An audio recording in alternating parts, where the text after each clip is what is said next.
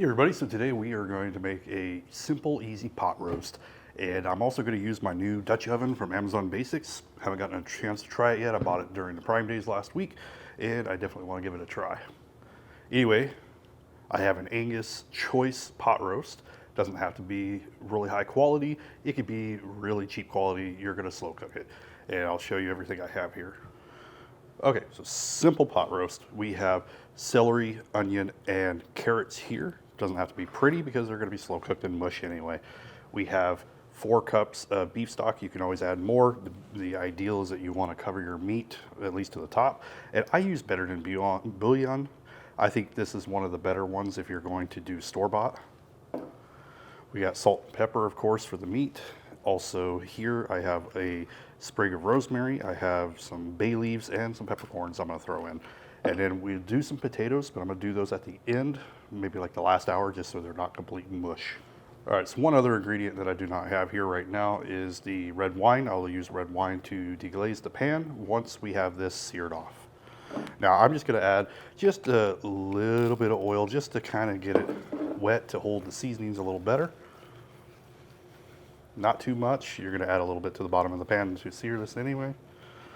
Then we want to do a generous amount. This is a pretty large chunk of meat.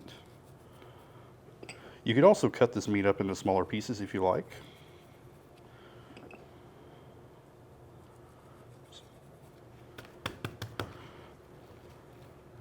Make sure to do the other side here. Okay, with that seasoned, we just need to get our Dutch oven nice and hot. So I'm gonna go ahead and get that going. One other thing I like about these Dutch ovens is that because it's cast iron, it is induction safe. And then what we wanna do is we wanna sear all sides of this meat. And it might actually be easier if they're in smaller pieces, if it is a large chunk. And for that reason, I'm gonna go ahead and cut mine in half. And the marbling in this one looks really nice for a pot roast. Go ahead and get a nice sear on all sides on both pieces. Go ahead and flip it after that one side has a nice sear and continue on all sides. All right, once our meat is seared, we did get a little bit of stuff on the bottom, which is good. Now we're gonna go ahead and add in our veggies. And go ahead and saute these up for a few minutes. I'm also gonna throw in some whole cloves of garlic.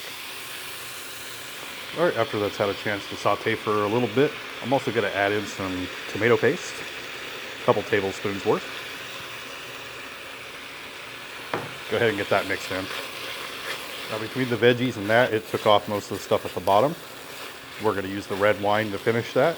If you don't wanna use wine, just use your beef stock.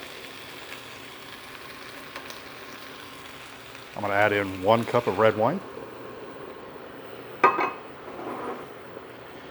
I want to make sure I scrape that bottom to get everything out of there. And then I'm also going to let this reduce down some. All right, after I let that cook down just a little bit, I'm going to go ahead and add in some of the beef broth or beef stock. Just going to do part of it for now. I'm also going to go ahead and add in all the spices and stuff, black pepper, the rosemary, and the bay leaves. I'm going to go ahead and add the meat back in.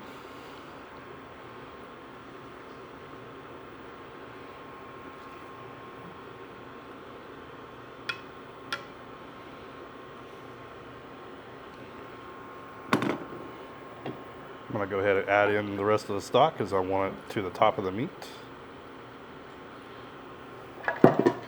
Now we're just going to cover this and we're going to simmer it for a few hours. I'd say after about 3-4 hours, go ahead and check on it.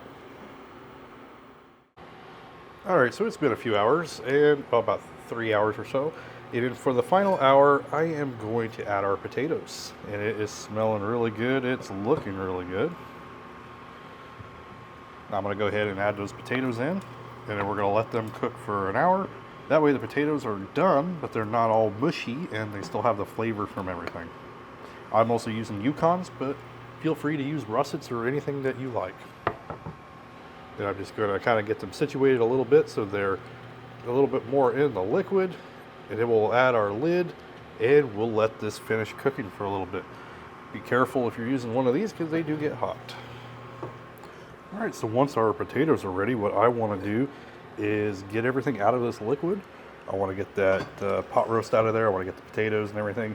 And then what I want to do is I want to get this reduced and turn it into a sauce. All right, so I got all the veggies removed. I moved most of it by hand, and then I strained the sauce to get all the little stuff out of there. That way we can make a nice smooth sauce. And what we want to do is we want to put this back on the stove, get this reduced down, and then you could also thicken it if you want to with either like a cornstarch slurry, or you could always use a roux as well. Now when it comes to the sauce, this is just about where I'm looking for. I don't want it to be too thick, but I don't want it to be too thin. If you like yours thicker, you can make it thicker. All right, here we go. We got our pot roast, our potatoes. I even got the carrots. They stayed formed. They are a little mushy though. Nothing fancy about this dish at all. It is a pot roast. We'll go ahead and we'll add our sauce in here.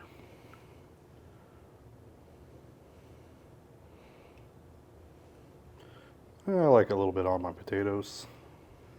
And there we go. Super simple, easy to make. The meat is nice and tender, pretty much shreds. I had to be careful cutting it up. Really good, super tender. To me, you can't go wrong with a pot roast.